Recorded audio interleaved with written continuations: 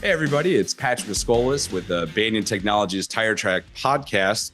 And today with me, I have Jason Steinke of RIM Logistics. How you doing, Jason? I'm doing great, Patrick. How about yourself? I'm doing great. I'm glad to see you're smiling again. I mean, like, man, he heard me talking. Now he's not so into it. No, but Jason, first off, we got to get kind of the elephant out of the room. Michigan in the background. I'm an Ohio boy, didn't go to Ohio State myself, went to OU where we major in partying and then we let the football happen in Columbus. But a Michigan alum, I assume? I'm not an alum, just a Okay. diehard fan since 8 years old, believe it or not. And I always got to ask, how do you become a Michigan fan? Is it hereditary or was it just circumstantial? Circumstantial. I grew up in an Irish family and it was Notre Dame Michigan game, and I didn't like the Irish family on that day, so I chose Michigan from 8 years forward. As a person whose middle name is O'Leary and whose grandparents are off the boat, I have never been more aligned with somebody. I never liked rooting for Notre Dame, even though they were the Irish. I think Rudy was offsides, and I Yeah, think if you can't put the names on the back of the jerseys, can't be that good. All right, for please, sure. not too much hate from anyone who's watching this, but all in good fun. No, but Jason, in all seriousness, what I always like to start is how how did you get into logistics and what are you doing now? And the reason I ask is that everybody seems to either have one of three paths. Either you're born into it, you found it randomly, or you kind of started as your first job and never let go. So what was it for you? Yeah, started as my first job and never let go. So two facets. Kind of funny. In college, I worked in Dean's Ice Cream, which is now Dairy Farmers of America. Yeah, I know And Dean's. Yeah. yeah, I worked in the cooler, 30 below, snowmobile suit, picking orders for grocery stores like Kroger's, Jewel, all the major brands, loading the trucks. I had no idea that life was going to lead me down this. And then I graduate college, and I had a buddy working in this industry, and he's like, Hmm. "Hey, I know it's a warehousing job, but I think this company is going to be amazing. This industry is amazing. Would you like to come work?" And oh, it's 6:30 at night till 3:30 a.m. Well, coming out of college, I'm like, I that's a was I was perfect gonna say schedule. I that's might okay. sleep in and Yeah. go. So that's how it all got started. And 30 years later, haven't looked back. As a former pizza delivery driver who lived that life, and there's something about getting off at 3:30 a.m. or 2 a.m. where you should be tired, but in fact, no matter how tired you are before you clock out, there's another 4 to 5 hours before you could For ever hit sure. the bed. Yeah. For So sure. so you really get to see some fun stuff that people don't realize exists in those Exactly. hours. Yeah. Yep. No. So hey, give me a little bit for anyone that hasn't heard of RIM, which is I'd be hard pressed within our industry. But what are you doing with RIM, and what is RIM Logistics doing right now? Yeah, so I'm the executive vice president. Wear a lot of hats, but for the purpose of today, really, product design and technology are two of the hats and two of the teams I have.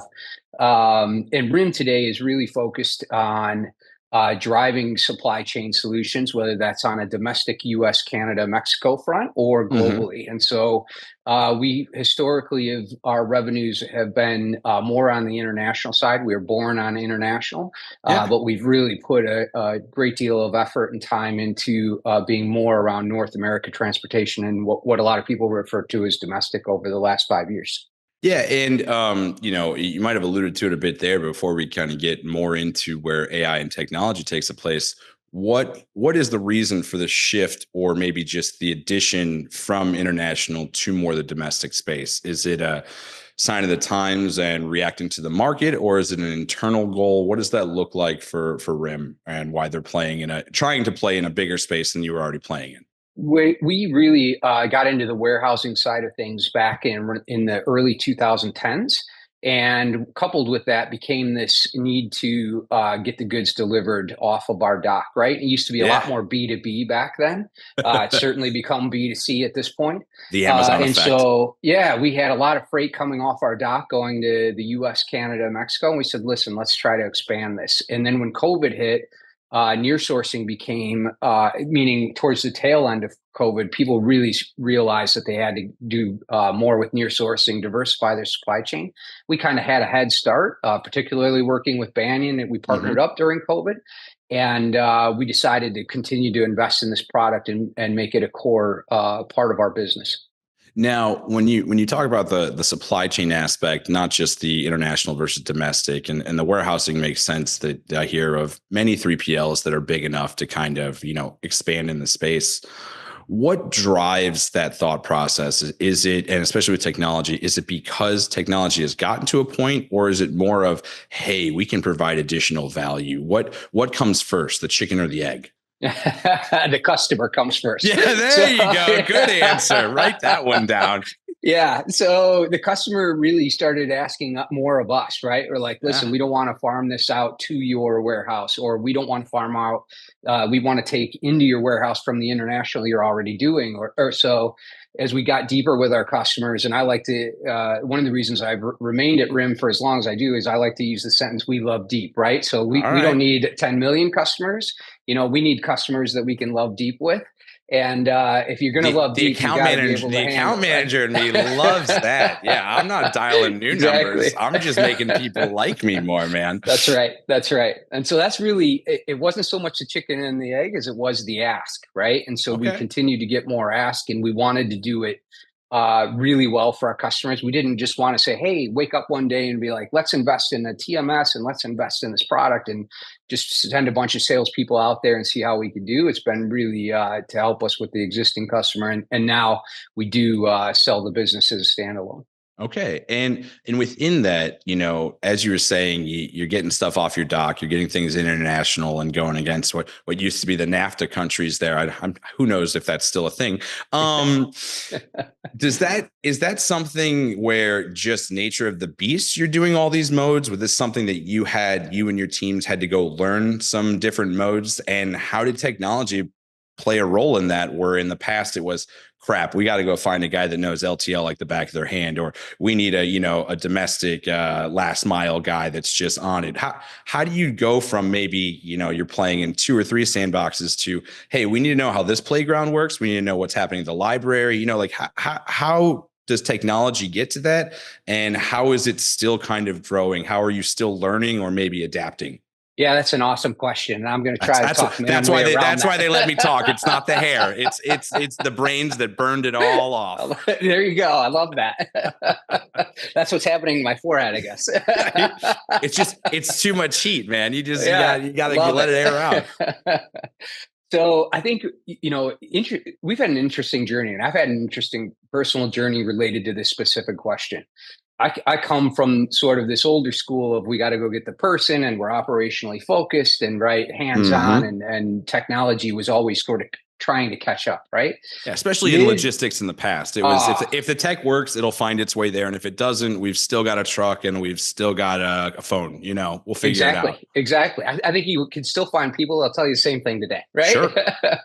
So, and then come into this mid 2010s, which to me is like in the 2015 era, right? Yep.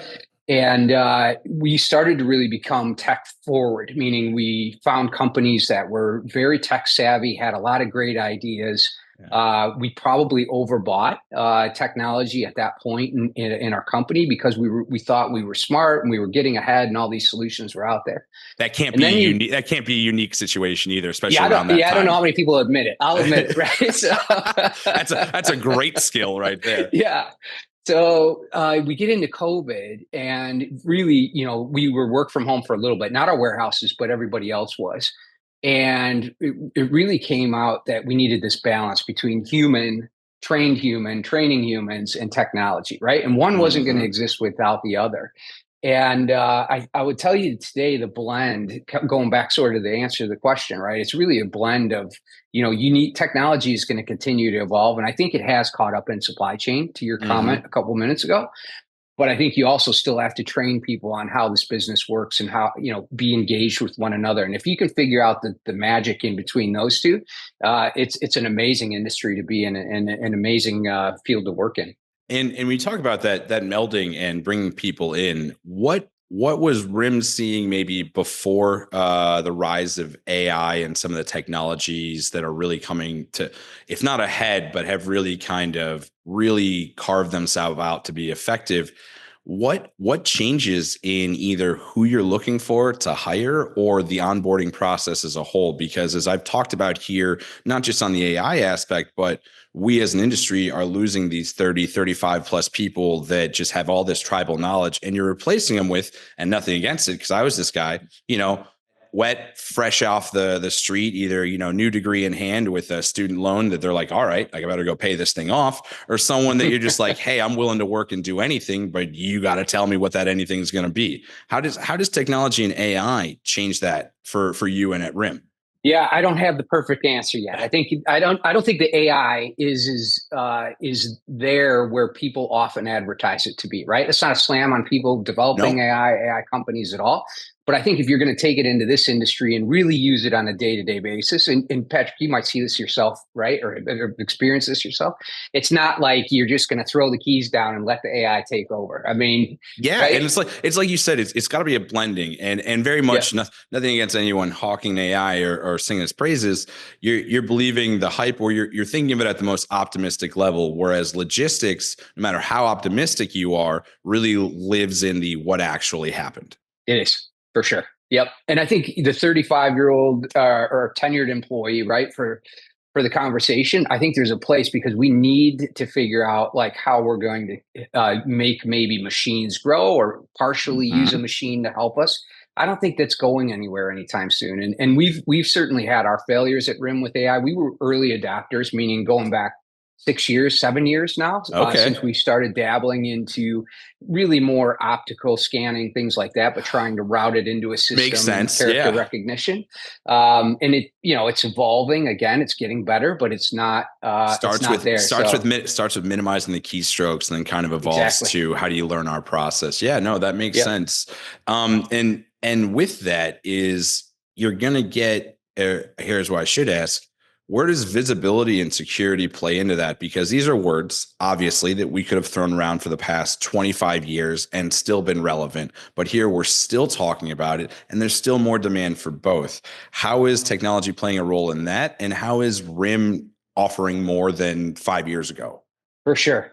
Yep. I think visibility is probably the most exciting thing relating to AI, All right? right. And I think there have been people out there in the space for 5 to 10 years, really focused on, getting freight forwarders and their customers data on where the goods are at, right? Because Yeah. people are hiring us in the middle. They want to know, where are my goods? What does it cost? That's what it really is about And at the end and of the the freight day. forwarders aren't always happy to give that information to you Yeah, when they're like, no, exactly. no, no, man, you pay us and you'll get it, right? Yeah. How That's do you right. get that when the people involved, aren't always willing to share, or historically, but now you want to offer a seamless product to the customer?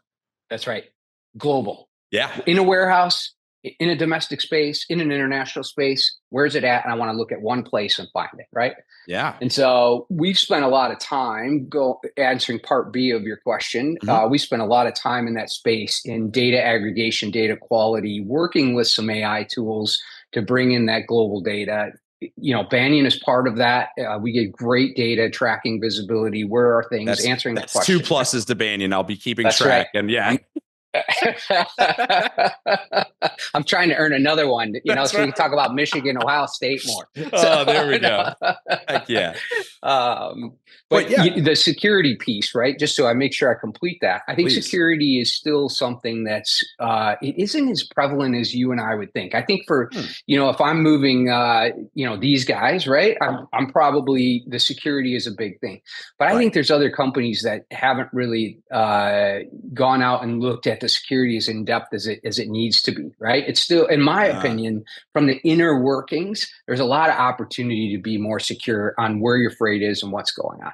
And is there an assumption that depending on your industry, like we're risk adverse because hey, no one's going to walk off with a container full of steel, like, but that's not always accurate. Why it seems like you said, if I'm shipping cell phones, obviously I'm going to be aware that somebody wants these, they have street value, but there's probably relevance to security across the board, even if it doesn't seem like common sense for a resale value or someone to grab a Agreed. load of it. What would you say to someone that's saying, hey man, this really isn't that thing that people want. why are you telling them they should be secure? What are some of those pieces that you're thinking it is more important than they might have considered? Yeah, I mean, the deterrent is cost, right? People are like, oh, I don't want to pay an Boom. extra, $50 for my container to have a Yeah, GPS device in it for my steel because nobody's going to steal my steel, right? sure. So, It's a fair and point. I'm not sure that is as relevant to your point. I think it's like, hey, I think there are a lot of opportunities for people to look at that. The technology is out there, in my Right. opinion, and I think people just kind of like, it moves safely all the time. It's not a problem. And to your point of the original question, I think it is something that it's going to rise in the next 5 years because you have all these different, things happening, crossing borders, right? Yep. Geopolitical wars, drug cartels, not to be negative, right? But how do you become more secure? And especially near sourcing, just for this relevance of this topic today, Hmm. right? We're going to do a lot of trade with Mexico, I think. We already are. And Right. security, every time somebody wants to talk to us, one of the first things they ask is like, how do we become more secure with crossing the border? Right. Yeah, and I think that's not going to go away anytime soon. And within that, and kind of back to a point I made before, and I think it's relevant to nearshoring because after you get those big pieces out, then there's a lot more LTL and parcel coming across. Why the convergence now is that's just part of the reaction to the e-commerce piece and going B2C instead of B2B. And what is RIM doing to be in there and be in front of it? And or what do you see that's going to continue happening or maybe change from where we've been post COVID to now kind of finding a new normal with the rise of AI and with the current markets? Wow, that's a big question. That's right. Yeah, no softballs here. Yeah. No softball, fastball down the middle. No, that's curveball. No, really. So to start with the question, I think people are trying to have less inventory, right? Or at least before this tariff situation occurred, right? That's a great big So picture answer because yeah, I'll let you get into detail, but like as soon as you said it, like I'm like, yep, that's a good checkbox. So please continue.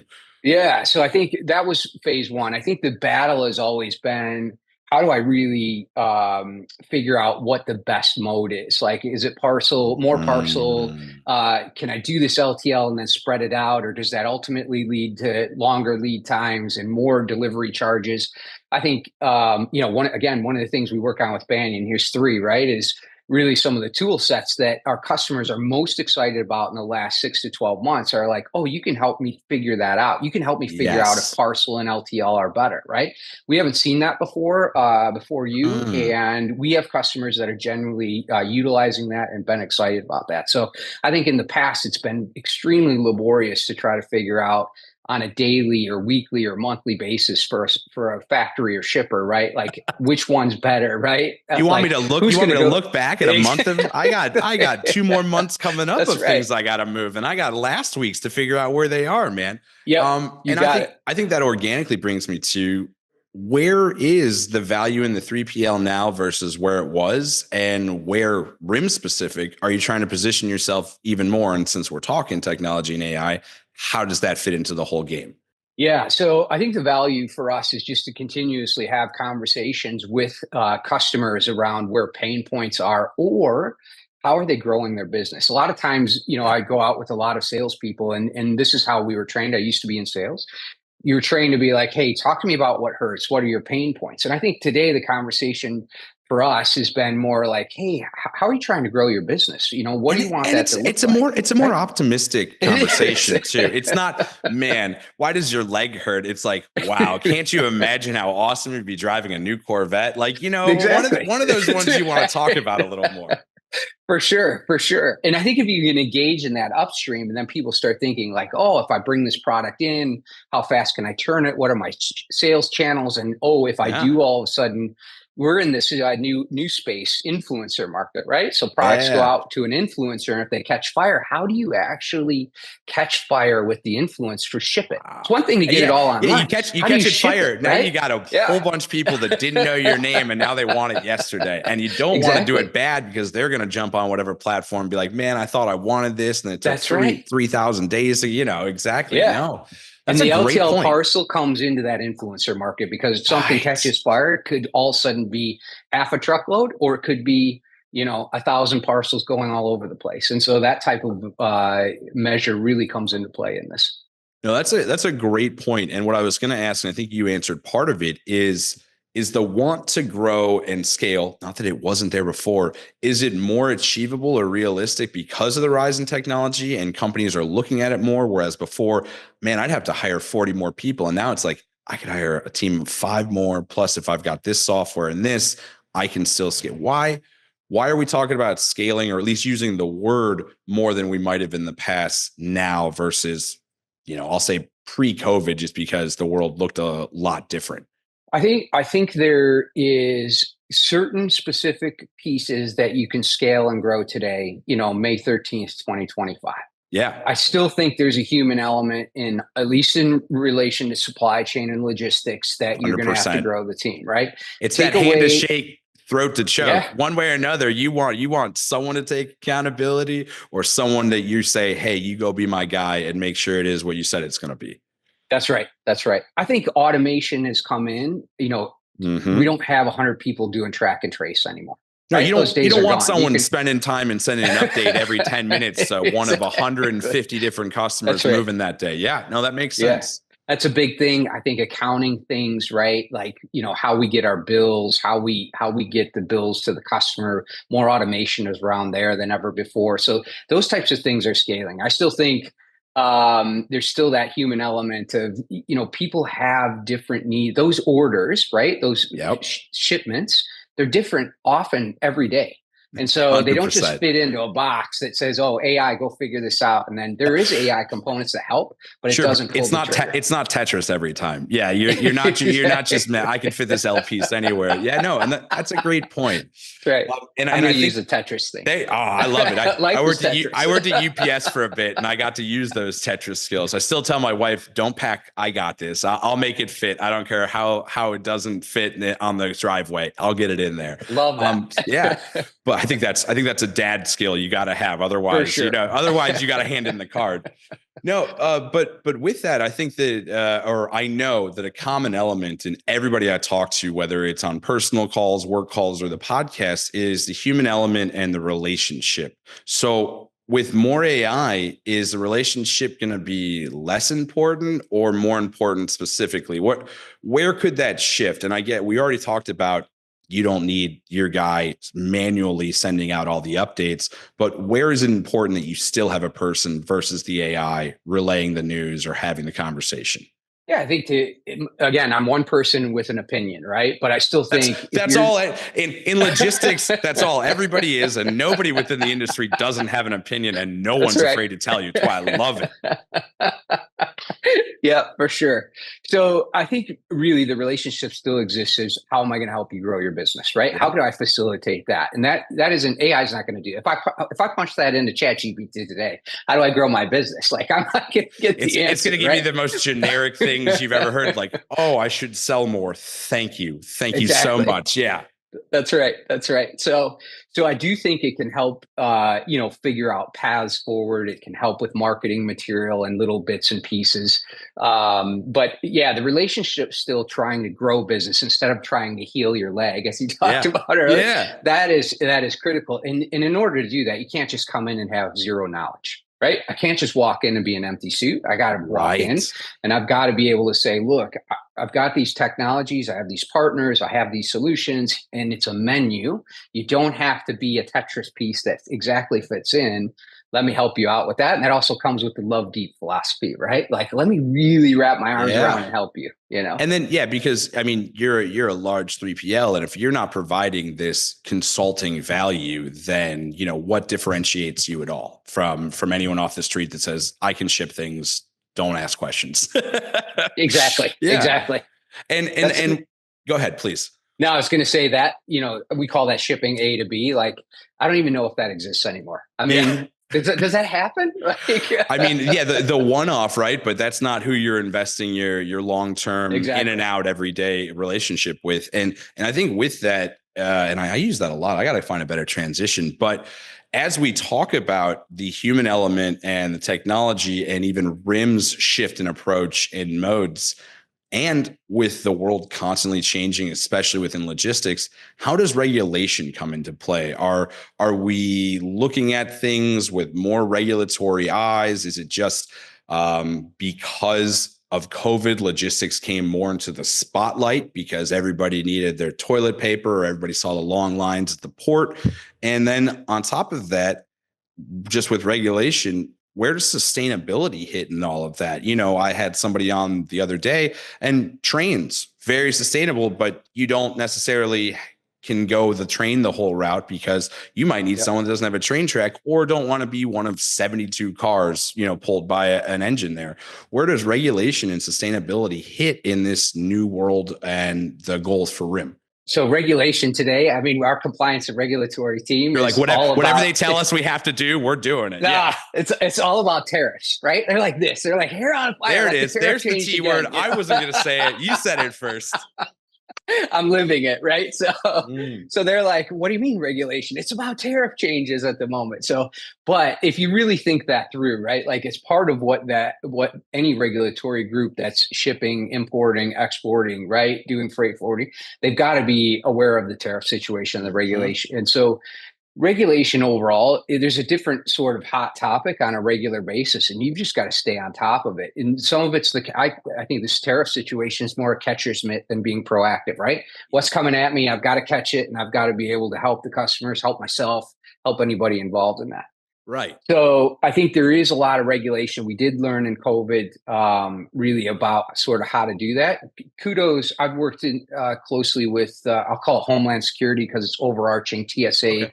U.S. Customs, all that. Right. I think they've really stepped up their game in terms of being more technology driven, more forward, more community engaged than they were, 10, 15 years ago. And that helps all of us. And that's a necessary reaction. Yeah, for sure. Yeah, for sure. Sustainability is interesting, right? If I go over to our offices in Europe or engage with them, it's at the top of the top mark. I think there are certain customers and industries here in North America that it's very important to. And then there's other places and parts of the geography that it's less important to. It goes back to that cost, right? It's whether it's the goal, it's the goal and the perception versus cost. 100%. Right. And so we are asked, and I know you are asked often to be like, what's your position on sustainability and what you're doing and what can you offer me? And then you go, what's yours? Yeah. Exactly. What are you willing to spend? No. Yeah, exactly. We can do whatever you want to do and just slide the scale up. Yeah. And what is that a difficult landscape to play in from international, European to North American? Because like you said, there's a big difference in ideology within that space. We try very hard to keep it merged together, but there are times where we have to make sure that we're making the European entities happy, so to speak, or fruitful in terms of what they're doing, which is different from North America, which is different from the Asia or APAC team, right? That's just part of us being deep, right? That goes back to being deep and understanding that relationship. No, I'll put that one in for you right there. Appreciate that. You've got the name RIM, and you're talking about going deep. There's the words don't make sense there. No, but I'll come up with a different word. That's right. No, that's just me in my brain. Don't pay it any mind. No, and as we're talking about this, melding of international priorities and domestic preferences, coming back to nearshoring again, and we already used the big T word. Are we going to get more into nearshoring? How is that reaction going to look? And here's the bottom line question. What is technology doing to help that? Is it because I'm trying to come over here, I can use technology to figure out where I should set up shop? Or is it in just learning a new place that I was never before? Yeah. So I think 100% nearshoring is a thing, and it has been a thing coming out of COVID. It's just accelerating at the moment with the T word, right? Right. But there were people coming out of 22, 23, seriously, like, we're going to do more of this. Not everything, but we're going to make changes. And they did. And I think technology can work in a couple different ways. One, if you really understand where your customers, where you're shipping to, right? You can pull the metrics on that and be like, listen, I need to have warehouses, or I need to have the best pricing to ship to these Mhm. particular. This is where I'm heavy. Can I do full truckloads? Can I do consolidated loads? Things like that. But I there's mean, also I was just saying, technology. look at Sparks, Nevada, a place no one ever heard of before, and then everybody from the East Coast and the Midwest is going, "I have West Coast customers. I That's need a right. warehouse over there." Yeah, Yeah, the warehouse mecca out there. that's right. That's right. It's I just imagine it's like the Great Pyramids, except for a lot of flat buildings just all over the place. For sure, for sure.